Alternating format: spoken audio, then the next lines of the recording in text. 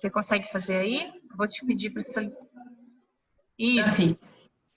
Ana, que horário eu preciso finalizar, por favor?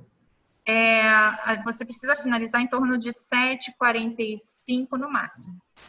Marquei para mim, tá bom? Então vamos lá, pessoal. Boa noite a todos. É uma alegria grande estar aqui com todo mundo, mesmo virtualmente. Vendo essa turminha do centro lá, ó, sentada nas cadeirinhas separadas, morrendo de saudade dessa casa espírita que nos recebe com tanto carinho e com tanto amor, né? Mas a nossa gratidão por estarmos aqui com essa tecnologia, com toda essa dedicação da Ana Paula, de proporcionar esse momento para que possamos estudar mais um pouquinho dessa doutrina que sempre nos esclarece, que sempre nos acolhe e nos orienta. E hoje nós vamos falar do capítulo 3, no item 13 a 15, que fala a respeito do mundo de expiações e provas. Eu estou vendo o rostinho de todo mundo com o microfone fechado, mas, por favor, vocês podem abrir de vez em quando e interagir, tá bom? Porque isso aqui é só uma troca de ideias, não é palestra. E aí a gente vai trocando as experiências. Quando a gente começa a frequentar a doutrina espírita, a gente sempre ouve dizer que a Terra está num processo de expiações e provas. Isso é um assunto que, das primeiras coisas que a gente ouve na doutrina espírita, porque é o estágio que o nosso planeta se encontra. A gente tem 5 classificações de mundos, né? Nós temos mundos primitivos, que é o início da condição humana. Depois nós temos provas e expiações, que é o mundo que nós nos encontramos hoje, que é a situação da Terra. Nós temos a regeneração, que é para onde a Terra está caminhando, que é um processo evolutivo. E depois nós ainda temos os mundos ditosos e os celestes. Então, se a gente parar para pensar numa escadinha, nós estamos ainda ali, ó, no segundo degrau, né? Querendo subir até o terceiro, né? O mundo de regeneração, ele é um mundo intermediário, que fica entre os mundos de expiação e os mundos ditosos. Agora, o que significa expiações e provas? Por que o nosso planeta foi classificado como um mundo de expiações e provas? Muita gente acha que é uma coisa só. Mas, na verdade, quando a gente estuda, quando a gente pesquisa, a gente vai compreender a diferença entre expiações e provas. Claro que todo mundo que está aqui conosco acredita num processo reencarnatório, tá certo? Então, quando nós estamos na condição espíritos, na erraticidade, e estamos planejando uma nova encarnação, ou seja, nós vamos passar por um novo processo de aprendizado que nos proporciona o mecanismo da evolução, nós fazemos um planejamento, que é um roteirinho, mais ou menos, a grosso modo, para a gente entender daquilo que nós precisamos melhorar, daquelas maiores dificuldades que nós temos, para que a gente possa trabalhar nessa reencarnação. É o que nós chamamos das nossas provas. Então, na maioria das vezes, as nossas provas são escolhidas por nós mesmos. Claro que junto com mentores espirituais, com espíritos amigos, que estão junto de nós, nos proporcionando um auxílio, porque o objetivo dessas provas é nos proporcionar uma oportunidade de crescimento e de evolução. Então, não adianta nós querermos coisas muito difíceis que nós não vamos conseguir realizar. Por isso é que há todo um planejamento, um auxílio, para que tudo seja dentro da nossa medida. O Macário foi meu professor há muito tempo e eu não esqueço de uma fala que ele contava para a gente nos nossos cursos. Nós fazemos as nossas dívidas à vista. E na hora que nós vamos pagá-las, há um parcelamento, né? Porque a gente sabe que nós não damos conta de resgatar tudo. Então, já definimos o que é prova. Vamos definir o que é expiações. Expiações são provas mais sérias um pouco, que são impostas aos espíritos que ainda não têm condições de escolherem as suas próprias provas, porque não estão ainda capazes de entender que precisam passar por algum tipo de dificuldade para haver esse crescimento espiritual. Muitas das vezes cometeram atitudes, erros muito graves e que não conseguem ainda se libertar disso. E ali são impostas algumas dificuldades que são definidas por mentores, por espíritos amigos, que passem por aquelas dificuldades mais sérias para que eles possam resgatar algum tipo de dificuldade. No livro do Consolador, deixa eu achar aqui só minha anotação, porque essa é bem legal. No livro do Consolador, Emmanuel diz o seguinte a respeito: a prova é luta que ensina ao discípulo rebelde e preguiçoso a estrada do trabalho e a edificação do espírito. E a expiação é a pena imposta ao malfeitor que comete um crime. Ficou claro, gente? Se ninguém quer falar, balança pelo menos as cabecinhas, assim, para eu saber se vocês estão concordando. Deu para entender o que é prova e o que é expiação? Deu para entender a diferença? Deu? Então vamos lá.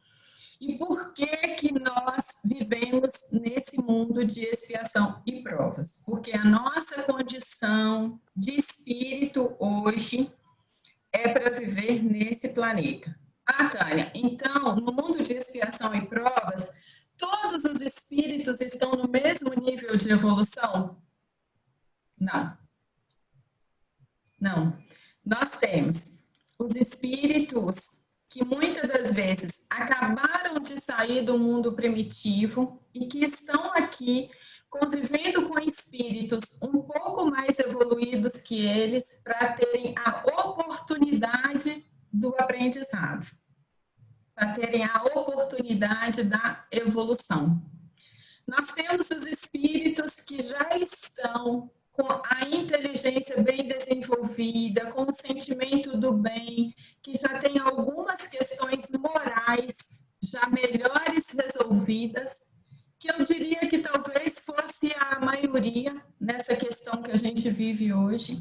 E nós temos ainda alguns espíritos que são missionários, que já poderiam estar reencarnados no mundo de regeneração, ou até em outros mundos, e estão aqui conosco para nos auxiliarmos, para nos ajudarmos, para esclarecer que nós precisamos desenvolver o nosso lado moral para que nós tenhamos um bom desenvolvimento.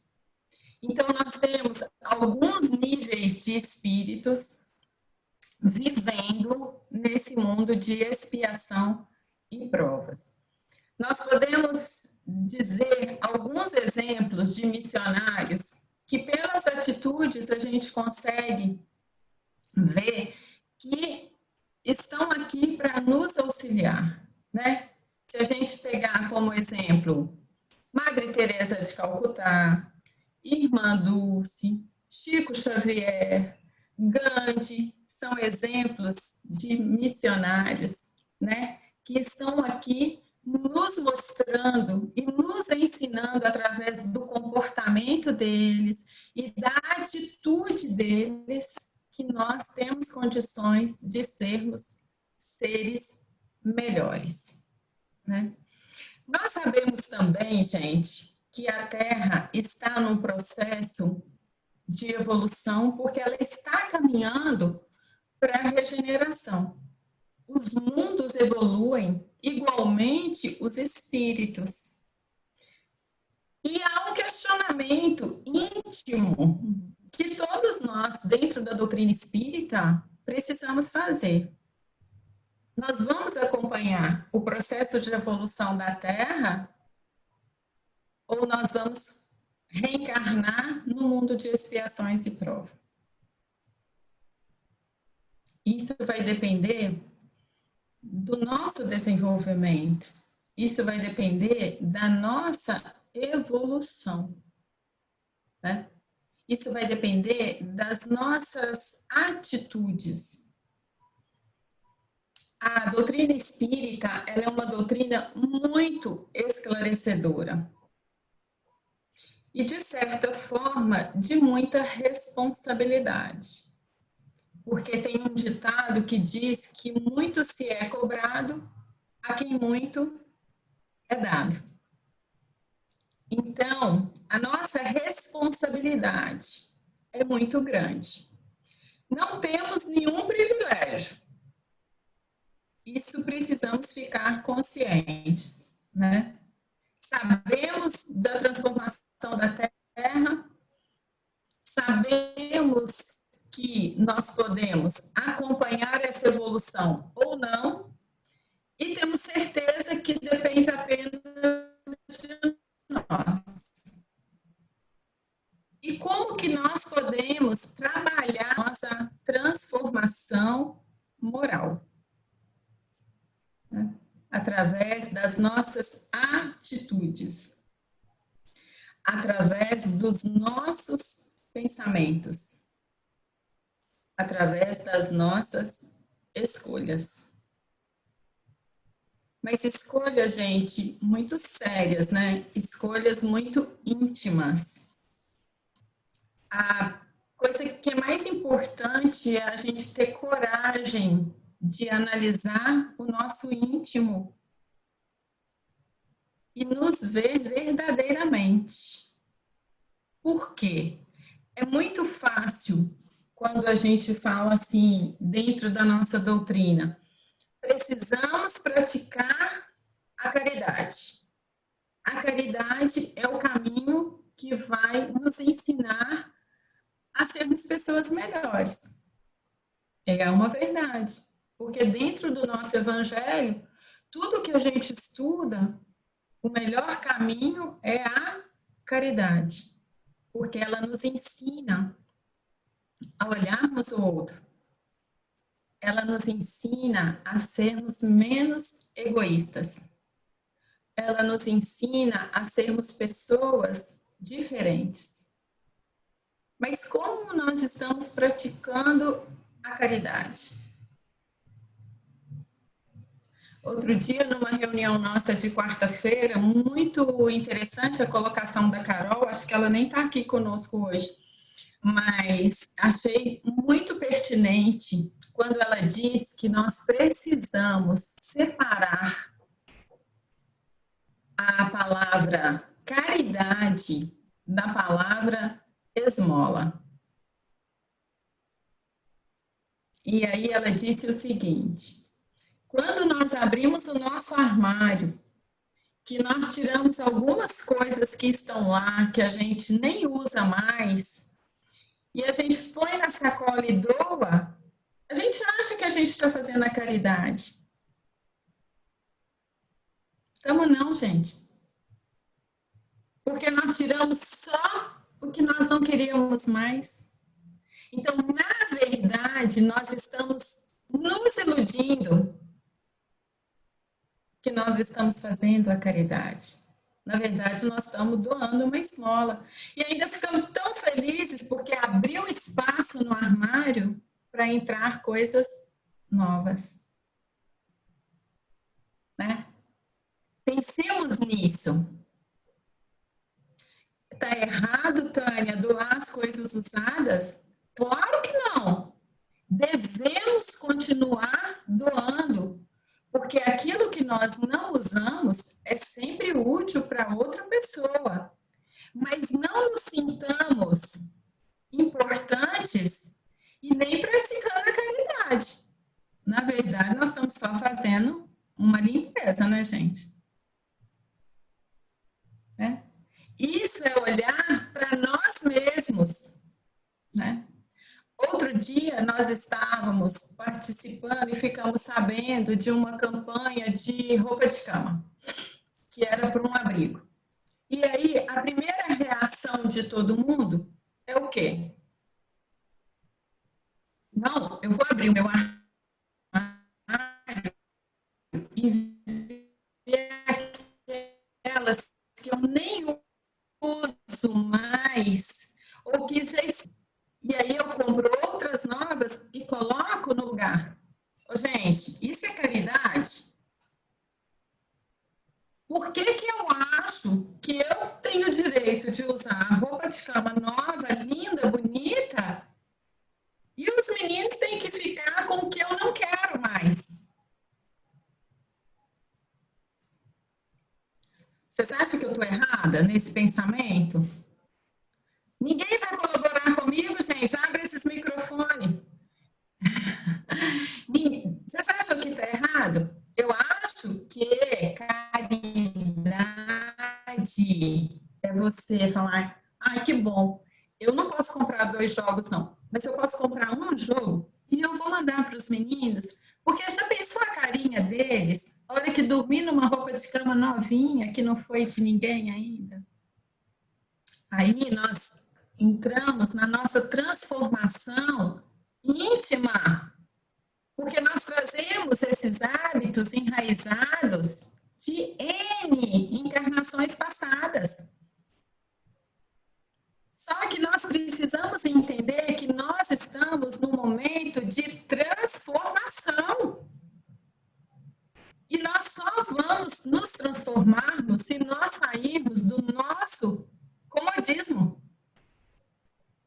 Se nós olharmos para o outro com igualdade.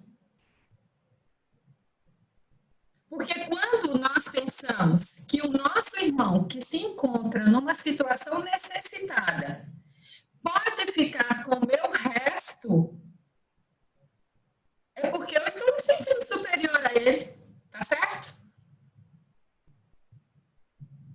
Vocês concordam, gente?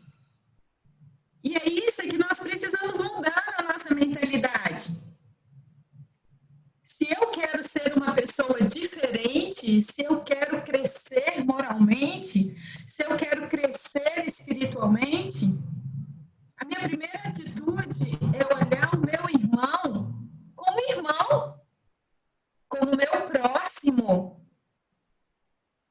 Porque hoje eu posso estar numa situação um pouquinho diferente da dele, mas quantos erros eu cometi atrás? Quantas vezes eu errei? E quantas vezes irmãos amorosos me ensinaram o caminho certo? Então, o nosso papel, quando nós formos praticar uma caridade, entre aspas, é nós praticarmos com amor e com respeito, pensando que nós poderíamos estar no lugar daquele nosso irmão. E que nós podemos já ter vivido situações iguais ou piores. E que nós não sabemos o que será o nosso amanhã. E que o nosso amanhã vai depender das nossas atitudes de hoje. Lembrando que toda ação traz uma reação. Que todo plantio traz uma colheita.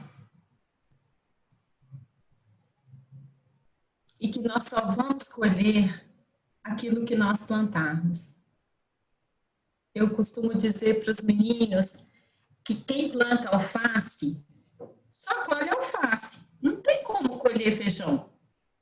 Tá certo? E assim somos nós.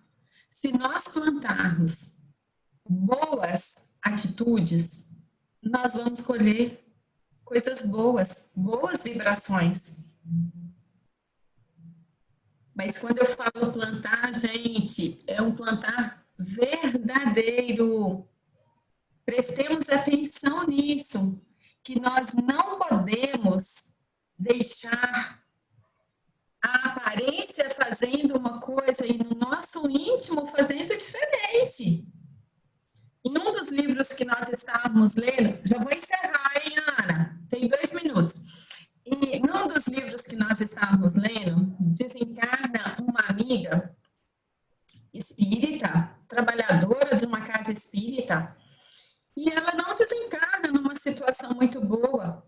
Ela tem bastante dificuldades para aceitar a sua situação, para reconhecer a sua nova situação, e um dia, quando ela já está melhor, ela conversa com os espíritos amigos e ela reivindica. Ela fala assim, gente, eu frequentava a casa espírita todos os dias. Eu fazia sopa, eu cortava legume, a minha mão ficava machucada. Eu frequentava a reunião mediúnica, eu fazia explanação do evangelho. E como que pode eu me encontrar nessa situação? E aí o mentor, muito amorosamente, fala com ela assim, você foi uma trabalhadora, vamos lá, vamos retornar, vamos buscar aquela televisãozinha lá do seu subconsciente para a gente entender por que que você está nessa situação. E aí ela vê que quando ela está fazendo a sopa, ela fica maldizendo todos aqueles legumes que estavam dando tanto trabalho para picar, para ela poder fazer sopa, para aqueles pobrinhos que não estavam ali para comer, não sabiam nem se eles mereciam receber aquela sopa.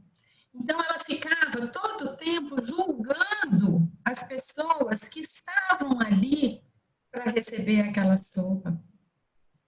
Durante a reunião mediúnica, ela muitas das vezes até cochilava, porque ela estava ali porque ela não queria ficar em casa com o marido, que era um chato, e aí ela fugia então para o centro para poder ficar na reunião mediúnica. E na explanação do evangelho, ela era super boa, estudiosa, mas ela só falava. Ela não praticava nada do que ela falava. Então, ela tinha atitudes boas, mas o íntimo dela era totalmente contrário ao que ela fazia. Então, gente, nós precisamos nos policiarmos com isso também. Nós precisamos trabalhar o nosso orgulho quando nós estivermos com os nossos irmãos que se encontram em situações menos favorecidas. Lembrando de que essa situação pode ser pontual. Será pontual, porque tudo passa. Eu sempre falo que nós estamos vivendo um capítulo da nossa história. Temos N capítulos para trás e ainda vamos escrever vários outros.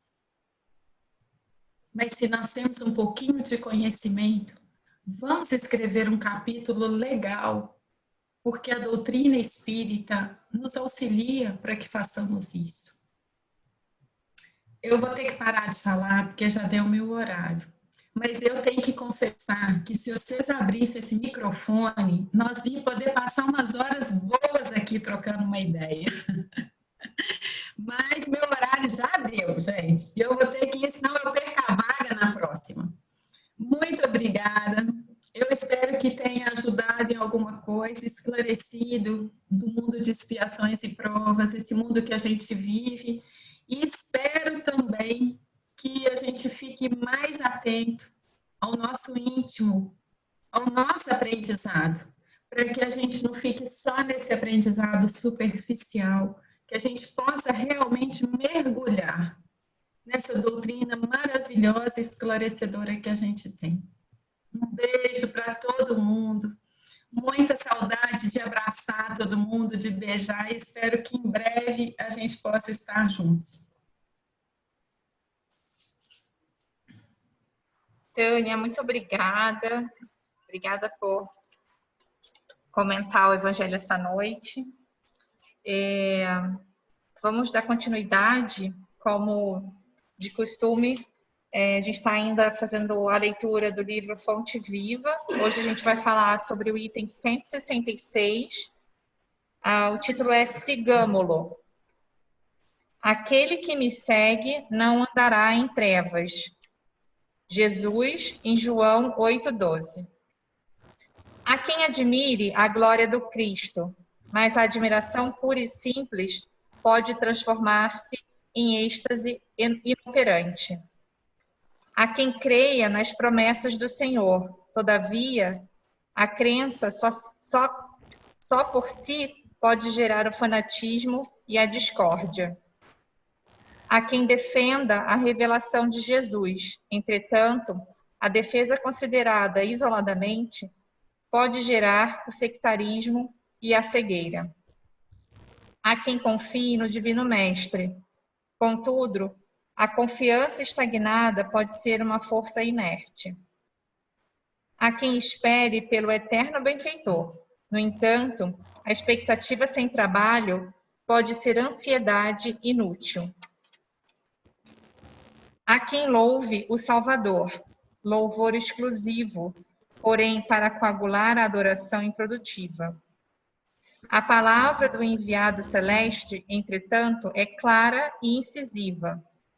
Aquele que me segue não andará em trevas. Se te aperfeiçoaste ao Evangelho, não te situes por fora do serviço cristão. Procuremos o Senhor, seguindo-lhes os passos. Somente assim estaremos com o Cristo, recebendo-lhe a excelsa luz. Eu achei interessante, né, que a gente fala que sempre a palestra, a gente consegue ver um complemento na página que a gente lê, né? Aqui, na minha interpretação, eu entendi que fala muito sobre a ação, né? De você esperar, mais trabalhar, de você confiar, mais agir. E é bem o que a Tânia falou, o quanto que a gente precisa pôr em prática o Evangelho e olhar realmente se o que a gente considera ser uma boa ação ou uma evolução não é simplesmente deixar de fazer o mal. Porque há uma diferença entre você fazer o bem e você deixar de fazer o mal. Então a gente precisa prestar atenção. Ah, mas eu não faço mal a ninguém, não mato nem uma formiga, não faz mais do que a sua obrigação. Agora, o que você está fazendo para melhorar? Não só lendo, não só falando, como a Tânia trouxe, porque Jesus não era só falar, ele era agir. Então, se a gente segue realmente os passos de Jesus, conforme ele nos ensinou, nos deixou vários exemplos práticos de fazer isso, a gente realmente está fazendo o bem, realmente está dando um passo em relação à nossa evolução. Então, eu vou chamar a Gracinha agora para a gente fazer as nossas vibrações, para a gente continuar o estudo dessa noite. Já baixei. Você está aqui, ó, bonitinho.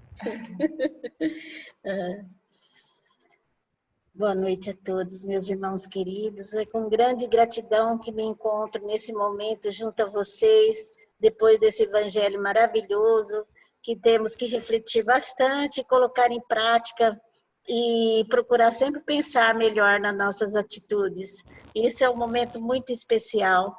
E junto a Jesus, nós vamos fazer a nossa contribuição Qual é a nossa contribuição nesse momento? O amor envolvendo todos os povos, envolvendo o nosso planeta Terra, esse planeta lindo, maravilhoso, que Deus colocou nas nossas vidas, para que aqui fosse uma grande escola, para colocar o Evangelho de Jesus em prática, através das nossas atitudes. Vibremos pelos países, que seja envolvido em muita luz, em muita paz, envolvendo todos os povos, e que eles possam se unir com muita fé e amor, e vencer as dificuldades que se encontram neste momento. Vibremos também pelos hospitais, por todos os doentes que ali estão, os trabalhadores que se dedicam em ajudar essas criaturas que passam por momentos tão delicados, tão difíceis, que as nossas vibrações cheguem até esses irmãozinhos, amenizando o seu sofrimento. Vibremos também pelos idosos que se encontram em casa de repouso, em asilo, em seus lares, se sentindo rejeitados pelos seus familiares. Que as nossas vibrações de amor possam envolver esses irmãozinhos em muita paz, em muita luz. Vibremos também pelos jovens que trabalham, que estudam, e principalmente pelos jovens marginalizados. Vibremos pelas crianças, rogando a Jesus para que mãos abnegadas possa conduzir essas crianças para um futuro melhor.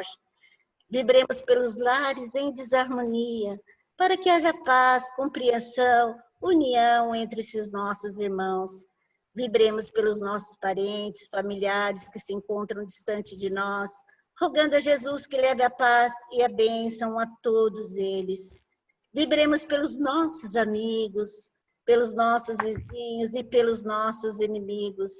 Vibremos pela paz e união de todas as religiões, de todas as casas espíritas, em torno do nosso Mestre Jesus.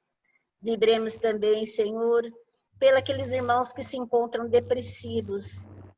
Rogamos a Jesus para que os nossos irmãos abnegados possam estar ao lado desses irmãozinhos, auxiliando nessa condição tão difícil que eles se encontram. Vibremos também pelos irmãozinhos desencarnados, que eles possam ser envolvidos em luz, em amor. Vibremos pelos nossos familiares, entes queridos, que partiram e deixaram saudades, que recebam todo o nosso amor, que recebam toda a nossa gratidão. Vibremos também por todos os irmãos que se encontram desempregados nesse momento, e com o auxílio da espiritualidade eles possam conseguir novamente uma oportunidade de trabalho. Vibremos pelas empresas que estão passando por um processo difícil por conta do momento que nos encontramos. Vibremos para que eles possam conseguir superar essa situação e estar proporcionando trabalho para esses irmãos que necessitam de um trabalho para se manter a sua família. Vibremos também, Senhor, pelo nosso lar. Vamos mentalizar o nosso lar envolvido numa grande luz, sentindo a paz, o amor de Jesus nos envolvendo a cada um de nós. E que sejamos, Senhor, verdadeiros cristãos, seguindo os seus ensinamentos, podendo colocar em prática tudo aquilo que aprendemos através do Evangelho. E assim, vibremos também por todos nós que sejamos firmes, fortes, verdadeiros em tudo que formos fazer, que possamos praticar a caridade como foi dito no Evangelho, não pensando no melhor nosso, mas sim pensando sempre no melhor do nosso próximo. E assim, Senhor, nós agradecemos por esse momento, por estar aqui junto a esses amigos queridos que participam desse Evangelho. Que sejam todos abençoados, que possam sentir a tua paz envolvendo o coração de cada um. Que assim seja, graças a Deus e graças a Jesus.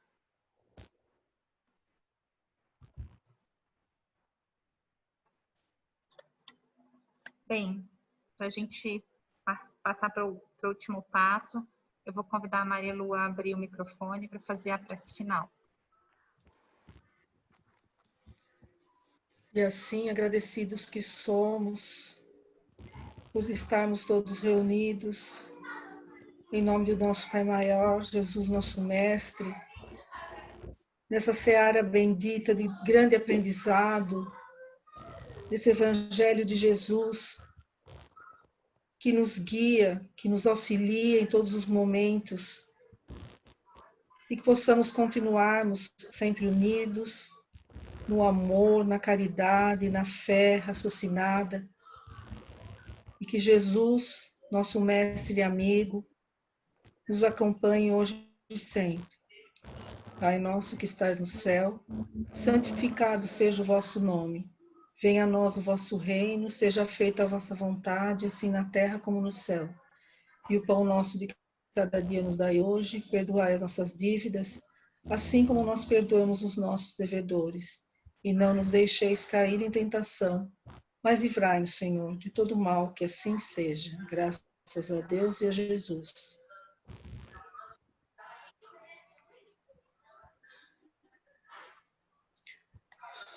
Bom, Boa noite, pessoal.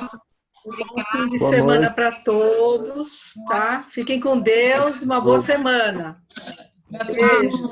Beijo, obrigada. Semana que vem, se Deus quiser. Deus Tchau, quiser. boa noite para todos.